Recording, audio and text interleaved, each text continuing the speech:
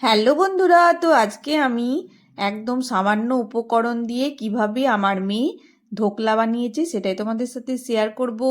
তো এর আগেও আমি ধোকলা রেসিপি শেয়ার করেছি, কিন্তু এইবারে মেয়ে খুবই কম সামান্য উপকরণেই ধোকলা বানিয়েছে, একদম ঘরোয়া উপকরণ দিয়ে।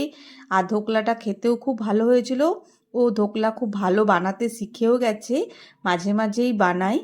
তো কিভাবে বানালো তো সেটাই তোমাদের সাথে শেয়ার করছি। তার জন্য কয়েক চামচ বেসন নিয়ে নিয়েছে একটা বাটির মধ্যে।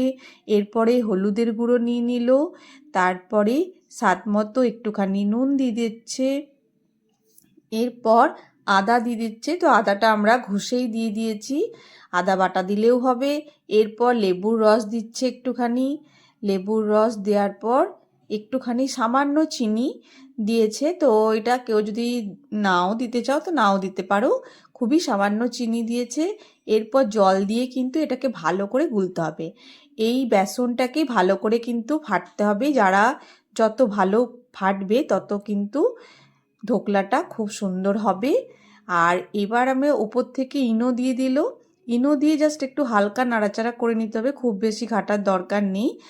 তারপর একটা বাটির মধ্যে এটা ঢেলে দেবো। তো আমরা কিন্তু কোনো রকম তেলও ব্রাশ করলাম না।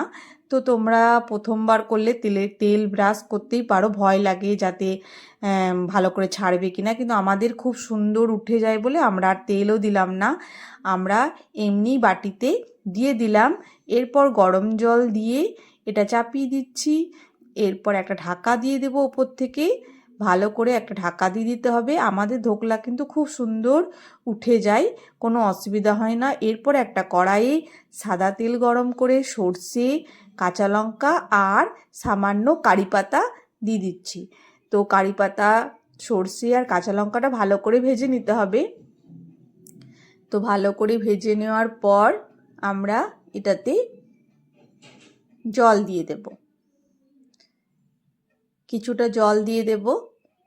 এই জলটার মধ্যে আমরা আবার কিছুটা চিনি দেব, কয়েক চামচের মতো চিনি দেব, আর একটুখানি লেবুর রস দেব।